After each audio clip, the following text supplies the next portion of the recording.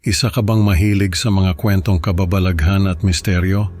Ngayong gabi, samahan niyo ako sa isang nakakakilabot na karanasan sa Mount Apo, kung saan ang isang simpleng pag-akyat ay nauwi sa isang hindi inaasahang bangungot.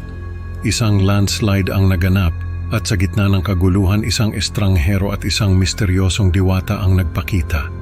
Ano nga ba ang totoo sa mga nakita at narinig ng ating bida?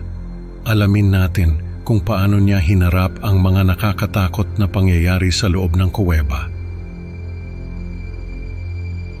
May gusto lang akong i-share na karanasan ko sa pag-akyat sa bundok. Ito yung time na nagkaroon ng landslide sa Mount Apo. Noong 2018, hindi ko nasasabihin kung sino yung mga kasama ko dahil ayaw nilang malaman ng iba na sila yung mga kasama ko nung mangyari yung landslide na yon. Basta ang importante ay ako lang ang nakalabas sa bundok na yon. Hindi ko alam kung anong nangyari sa kanila. Ang huling alam ko ay nauna silang bumaba sa akin. Pero nung ako na yung bumaba, wala na sila. Nagpaalam naman ako sa mga ranger pero sabi nila ay wala naman daw naunang bumaba sa akin. Sa pagkakaalam ko ay natrap ako sa isang kuweba nung mangyari yung landslide. Napasok ako sa loob ng kuweba. Hindi ko alam kung anong nangyari sa mga kasama ko. Ang alam ko lang ay ako lang ang nakapasok sa loob ng kuweba. Hindi ko maipaliwanag kung anong nangyari sa akin sa loob ng kuwebang yon. Basta ang alam ko lang ay takot na takot ako. Ang daming nangyari na hindi ko maipaliwanag. May nakilala akong estranghero na nagpakilalang kapwa mountaineer din. Sa totoo lang, hindi ko alam kung paano ko siya nakilala sa dami ng mga nangyari sa akin sa loob ng kuweba. Basta ang alam ko ay nagkasama kami at nagkwentuhan.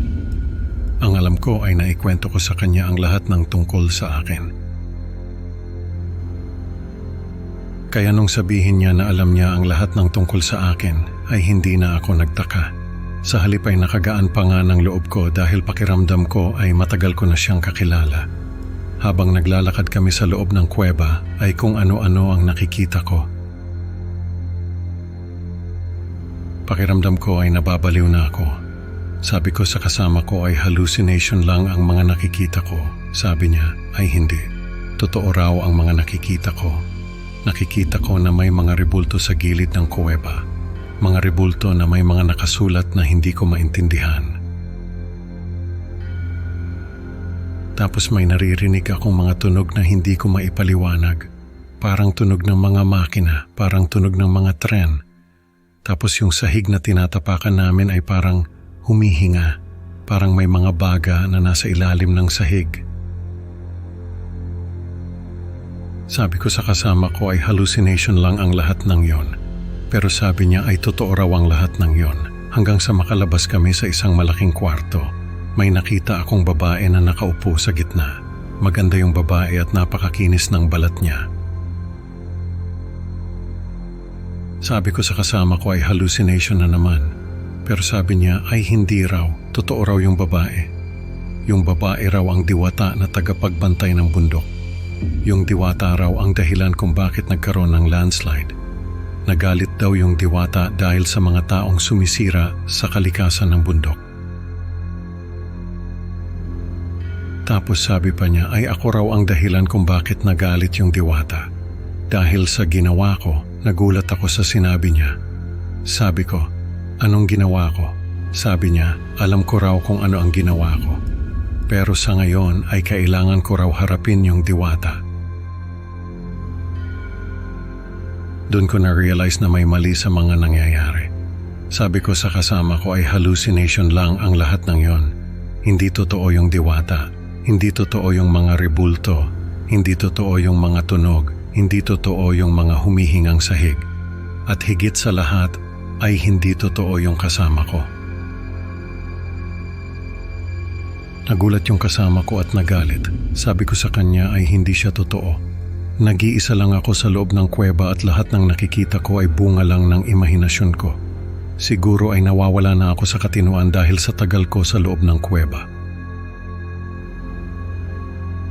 Pero hindi ako papayag na talagang mabaliw.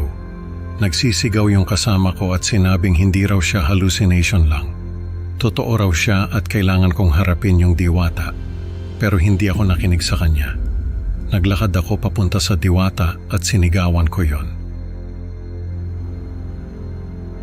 Sabi ko ay hindi siya totoo, hindi siya totoo, hindi siya totoo.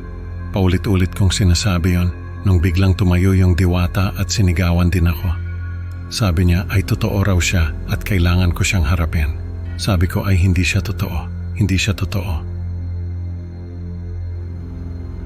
Nagsisigaw na rin ako at halos magkaputol-putol na yung boses ko. Pero hindi ako tumigil, hindi siya totoo, hindi siya totoo, hindi siya totoo. Nagsisigaw din yung diwata at sinasabi na totoo siya. Pero hindi ako tumigil. Paulit-ulit lang ako sa sinasabi ko. Hanggang sa mapansin ko na parang nagiging alikabok yung diwata. Hanggang sa tuluyan na siyang naglaho. Tumahimik yung paligid at nag-iisa na lang ako sa loob ng kuweba. Naglakad ako palabas at hindi na ako lumingon pa. Wala na yung mga rebulto. Wala na yung mga tunog, wala na yung humihingang sahig, wala na yung kasama ko, wala na yung diwata. Naglalakad lang ako at hindi ko na alam kung gaano katagal. Basta ang alam ko ay nakalabas din ako. Nagpaalam ako sa mga ranger at bumaba na. Hindi ko na nakita yung mga kasama ko. Sa totoo lang ay hindi ko na rin nakita yung kuweba kung saan ako pumasok. Tahimik lang yung bundok. At pakiramdam ko ay may mga matang nakatingin sa akin habang bumababa ako. Yung huling journal entry ko ay iniwan ko sa tabi ng campsite ng estranghero. Sa kwentong ito, natutunan natin na minsan ang ating isipan ay naglalaro sa atin, lalo na sa gitna ng takot. Salamat sa pakikinig. Huwag kalimutang mag-like at subscribe para sa mas marami pang nakakatakot na kwento. Hanggang sa susunod na upload, mga kaspuki. Tandaan sa bundok, hindi lahat ng nakikita ay totoo.